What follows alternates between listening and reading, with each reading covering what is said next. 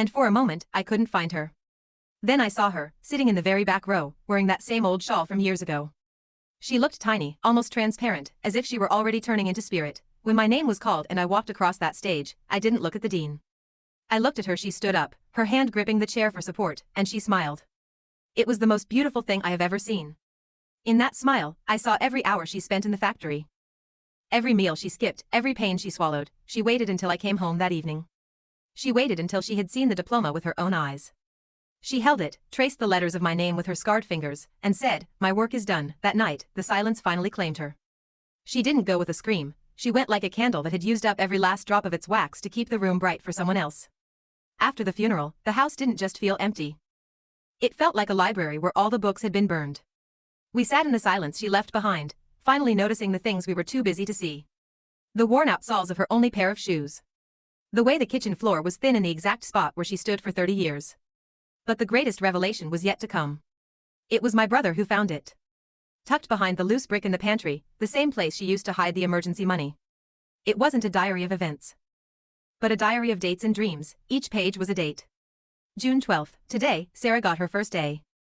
The pain in my back was bad today, but seeing her smile made the world go quiet.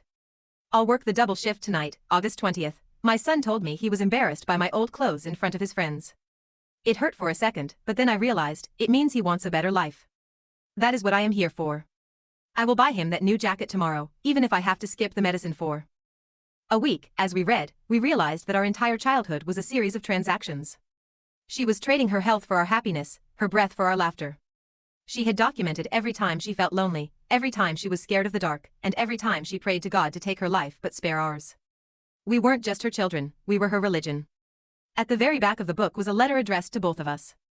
It wasn't written in the hand of a dying woman, but in the hand of a woman who had finally found her peace. "My dear children," it read. "Do not cry for the secrets I kept. A mother's secrets are her greatest treasures. I didn't hide my pain because I didn't trust you. I hid it because I wanted you to grow up in a world that felt safe. I wanted you to believe that the world is kind, even when it was being cruel to me. If you want to honor me, do not build a monument of stone. Build a life of kindness. Love the people who are invisible. Notice the person who is smiling through their tears. Because now you know, that is where the real heroes live." As I sit here today, looking at my own children, I realize that my mother didn't die that night. She is in the way I speak, the way I love, and the way I sacrifice for my own family. Her silence was never empty, it was full of a love so large it didn't need words. To everyone watching this, your mother might be keeping a secret right now. She might be smiling while her heart is breaking. She might be wearing an old shawl so you can wear a new coat. Don't wait for a diary to tell you the truth. Go to her. Hug her. Tell her you know. Tell her she doesn't have to be silent anymore, because the greatest tragedy isn't the sacrifice, it's the sacrifice that goes unthanked. Thank you for listening to her silent tears. If this story touched your heart, share it with someone you love, and in the comments, just write one thing you love about your mother. Let's fill this space with the words they never asked for, but always deserved.